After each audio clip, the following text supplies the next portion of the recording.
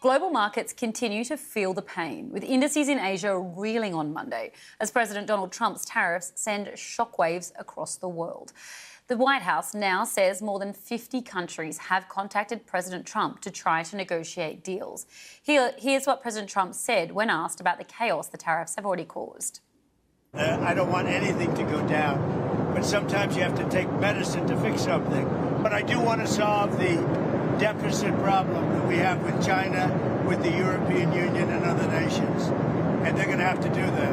And if they want to talk about that, I'm open to talking. But otherwise, why would I want to talk? For more on all the damage we're seeing in the Asian markets, let's cross to our Asia business reporter, Mariko Oy, in the newsroom. Thank you for joining me, Mariko. First of all, tell me, how bad is it on the markets? It's not looking great at all, Katie. It is a sea of red from Japan, South Korea to Australia, basically extending their losses for a third day. Also, the mainland Chinese, Hong Kong and Taiwanese markets, which were closed on Friday for a public holiday, starting to trade once again, but sharply lower. Investors are experiencing what they describe as an ugly Monday. No sectors are spared, but if we were to look at some of the worst affected shares, Asian car makers, of course, because of that 25% levy that Mr. Trump brought in on all imported cars into the United States. Also, banking shares are hit hard. Japanese banking shares are hit hard because of economists now thinking that the Bank of Japan, the country's central bank, probably unlikely to raise interest rates. Also, if you look at British banking giants like HSBC and Standard Chartered, they're down by more than 15%. Of course, they were not trading on Friday, so they are reacting to what happened last Friday as well. But still, it goes to show investors clear concerns that not just the US economy falling into a recession, but possibly these tariffs triggering a global recession. Mariko, there have been some really worried people, economists, analysts I've been speaking with. Can you give us a sense about how governments are responding and perhaps trying to broker trade deals or negotiations to get themselves out of these tariffs? Well, as you said, according to the White House, more than 50 governments have been in touch with Washington trying to negotiate some kind of a deal. One of the earliest and probably the strongest language reaction that we saw last week was from Beijing, where they expressed strong opposition to those tariffs. Then on Friday evening, Asia time, Beijing slapped or reacted with matching retaliatory tariffs of 34% on all US imports. So that's what escalated the sell-off in the European and American markets on Friday, and that's what Asian markets are reacting to today. But other governments are also in touch with Washington. Tokyo calling it a national crisis. Also the South Korean, the Taiwanese governments offering to help those businesses which are directly hit by these tariffs. Interestingly, the Taiwanese government saying that they would not retaliate and they would probably lower import duties on American imports. So we've seen kind of different reaction from Asian governments. Some, like Beijing, reacting in retaliatory measures, others actually lowering tariffs on American imports, which is what Mr. Trump was hoping for. Mariko Oy, thank you for your reporting there. Now, I'm joined now by Jayant Menon, Senior Fellow at the ICS Yusof Ishak Institute. He was also the former lead economist at the Asian Development Bank. Thank you for joining me. At the moment, you have countries in Southeast Asia all trying to negotiate separately. Indonesia, we're hearing about a delegation from Vietnam heading to Washington. Would they have more power if they negotiated together? Could they form a better deal? I think they would. When you have 50 countries knocking on your door, it's difficult to deal with all of them individually. And depending on your size, I mean, the smaller you are, the more there is to be gained by grouping together. I think the obvious grouping here is ASEAN, and I think countries like Vietnam, Cambodia, Laos will benefit greatly if they could have a common position and negotiate as a group. We have to understand that, the long-term objective here from the US administration, as we've heard, is to balance bilateral trade flows. So conceding now or pandering now will not mean that this is the end.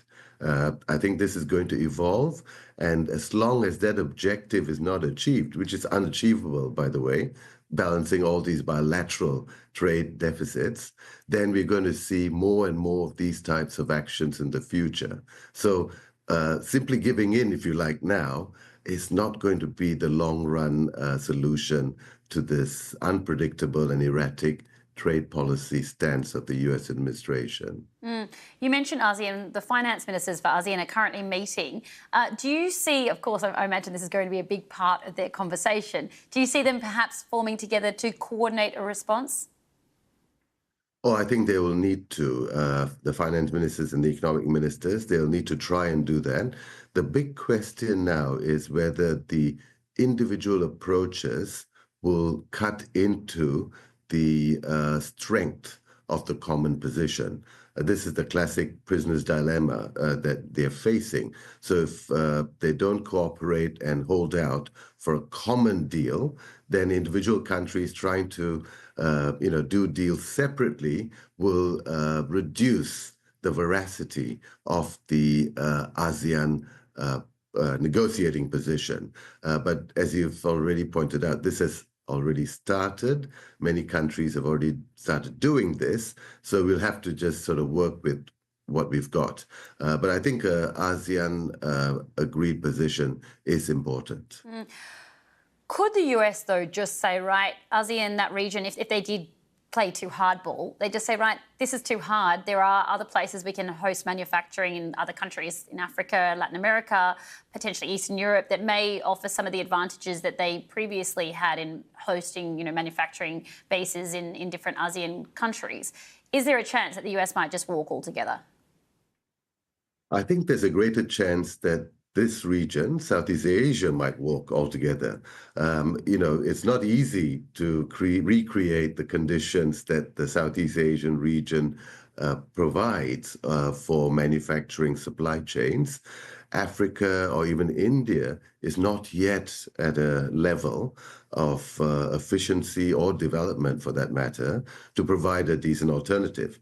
I think the greater concern that the US should be worried about is the region turning away from it rather than the other way around. Let's not forget that the US is an important player, even economically, but they're only about 15% of world trade.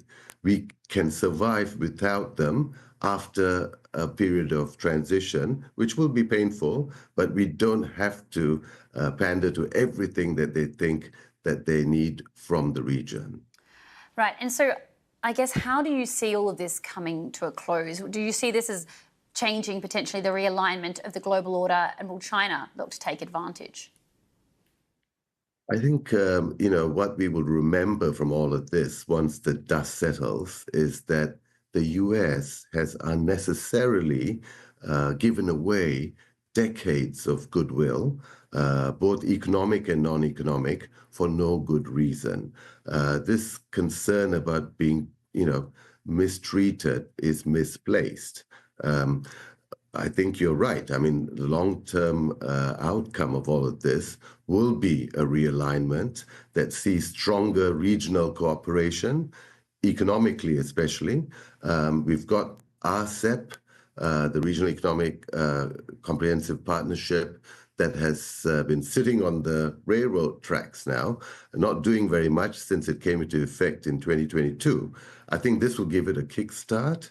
And I think, yes, China will be the long-run winner from all of this, not because they're necessarily taking advantage, and you can't blame them if they do, but they've been given this golden opportunity because of the vacuum created by the US withdrawing in this way.